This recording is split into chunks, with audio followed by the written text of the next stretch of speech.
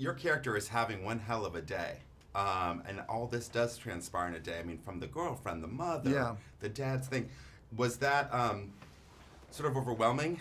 Well, it was number one. I have to go back to when I first read it, and I thought, this is right. This seems right. This is quite a setup for this guy, and he's getting his brains beat in by talking heads, radio guys, and television guys.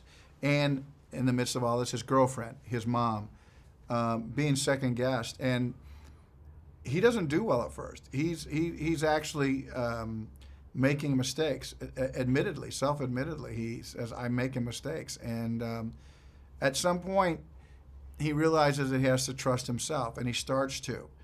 And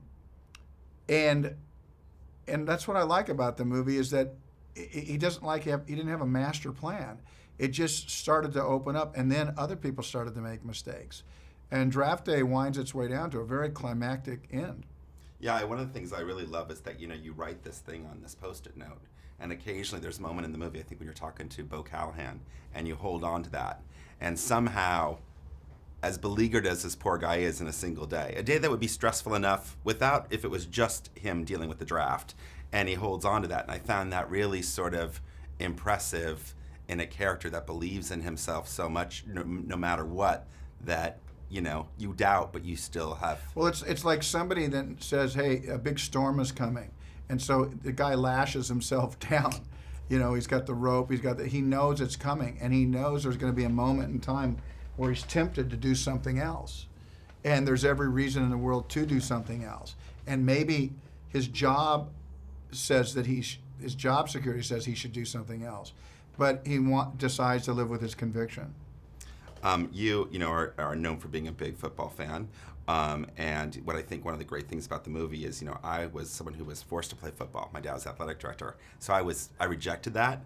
But seeing the movie, I love this movie, and it's one of those things where I feel like whether your knowledge is a complete novice or you're. I agree with you. I think that's a compelling story you just touched on. But yeah, I think the shining light of Draft Day is that it's a date movie, is that it's a girl-boy movie. It's authentic to football, and there's fun things that happen as a result of it. But at the end of the day, it's about him maintaining a relationship, all trying to do his job. And a lot of us have to do that. Everybody in this room might have had a bad morning coming here, and maybe it even gotten worse. But you still have to sit behind the camera. You still have to show up in the seat. You still have to do your job.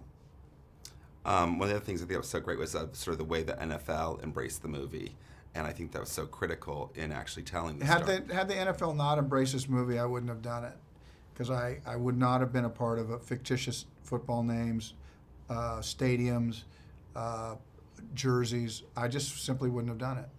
A lot of sports movies come across my desk, and I have to really pick and choose. And Draft Day got over a bar that's pretty high for me. Well, it seems to me like it's going to be another one of those classic Americana sports movies that, years down the line people will still be referring to, the way, you've been involved with many movies like that.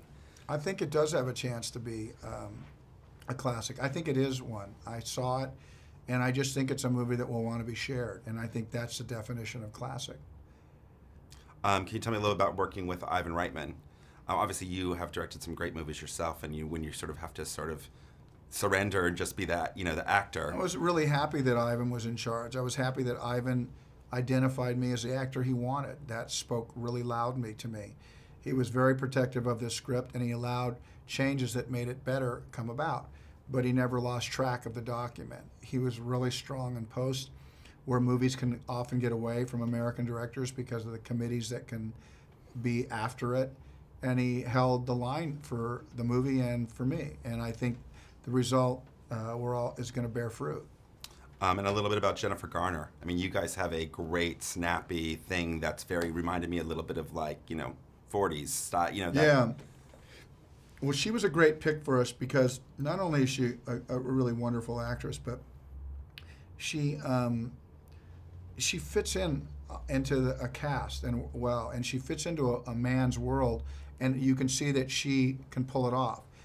She's probably hears the whistles going down the hall, all that stuff, but somehow you can see that she knows how to deflect this stuff. She knows how to get by with all these boys' jokes, you know. And Jennifer really was a pal and helped support me every day that we worked together. And you know, women like her, you know, they're not threatened by her because she is who she is, and she's very smart, and she's really talented, and I love that she was in the movie. She fit perfectly.